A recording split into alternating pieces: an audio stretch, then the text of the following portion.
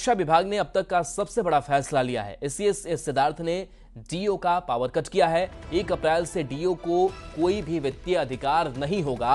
अब कोई भी डीओ सिविल वर्क नहीं करा पाएंगे, सिर्फ शैक्षणिक कार्य अब सभी डीओ डीपीओ करा पाएंगे और 50,000 तक के कार्य की राशि सीधे स्कूल के खाते में भेजी जाएगी। एचएम सीधे विभाग को कार्य की राशि के लिए पत्र भेजेंगे। सिविल वर्क का काम सीधे निगम के माध्यम से होगा। 31 मार्च से सभी आउटसोर्सिंग व्यवस्था समाप्त होगी और टर्मिनेट किए जाएंगे और सभी आउटसोर्सिंग स्टाफ जो है वो टर्मिनेट किए जाएंगे। डीपीएम से लेकर बीपीएम तक की सेवा समाप्त कर दी जाएगी। तो के पाठक ने आउटसोर्सिंग से इसकी बहाली की थी। डीओ से लेकर डीपीएम बीपीएम की लगातार शिकायत मिल रही थी। भ्रष्टाचार और रिश्वत रोकने के लिए बड़ा फैसला ये लिया गया है। के पाठक के आदेश को एसीएस सिद्धार्थ ने पलट दिया है। रशनीश हमारे साथी उच्चतम संवाददाता। रशनीश, क्या आदेश सामने आया जिस आदेश को एसीएस सिद्धार्थ ने रखा था, अब क्या तब्दीलियां? देखिए, बिहार से लगातार जो है करप्शन और रिश्वत मांगने की लगातार खबरें आ रही है और एसीएस सिद्धार्थ का एक अलग से कंट्रोल रूम काम कर रहा है। उस कंट्रोल रूम में लगभग 500 से 600 शिकायतें जो है ऐसी आती हैं सप्ताह में कि रिश्वत मांगे जा रहे हैं। और इसने एसीएस ने एक बड़ा प्रयोग कर दिया। प्रयोग ये है के पाठक ने जो निर्देश दिया था कि आउटसोर्सिंग से अब डीपीएम बीपीएम जो है स्कूलों की निगरानी करेंगे, काम करेंगे।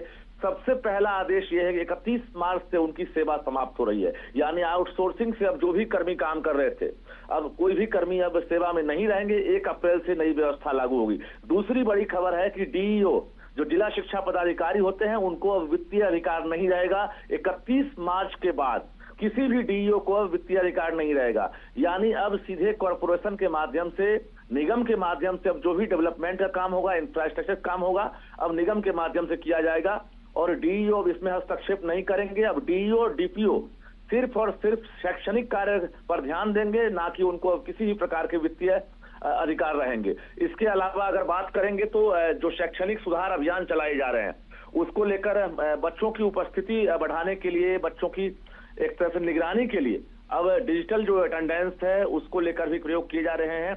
एआई टेक्नोलॉजी काम करेगा बिहार के स्कूलों में। 1 अप्रैल से ये भी देखने को मिलेगा।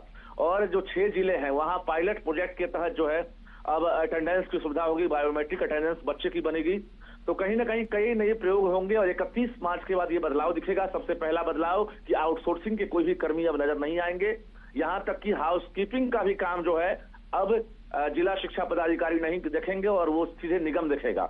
अगर किसी एचएम को जरूरत पड़ती है तो एचएम सीधे अब शिक्षा विभाग को पत्र लिखेंगे और 50,000 तक का जो भी काम है उसकी राशि सीधे डीबीटी के माध्यम से स्कूल के खाते में जाएगी और इसके साथ साथ स्कूल का काम होगा। यानी अब डीईओ का पूरी तरह से पावर कट कर दिया गया है।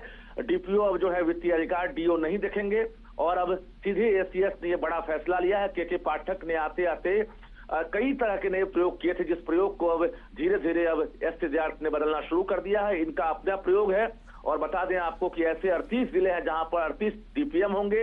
इसके साथ साथ सभी ब्लॉक में बीपीएम काम कर रहे हैं, उनकी सेवा 31 मार्च को समाप्त हो जाएगी। राहुल जी, चलिए, शुक्रिया रजनीश इस अपडेट के लिए आपका। तो देखिए, कई जो वित्तीय अधिकार है वो छीन लिए गए हैं क्योंकि भ्रष्टाचार, घूस रोकने के लिए बड़ा फैसला माना जा रहा है और शिक्षा विभाग ने बड़ा फैसला लिया है जहां 31 मार्च से आउटसोर्सिंग जो है वो खत्म कर दी जाएगी। और इसके साथ साथ कई जो शिकायतें आई थी और इस शिकायतों पर शिक्षा विभाग ने यह बड़ा फैसला लिया और एसीएस ने डीओ का पावर कट किया है। यानी कि वित्तीय अधिकार बहुत ज्यादा उनके पास नहीं होगा, डीओ के पास से वित्तीय अधिकार नहीं होगा।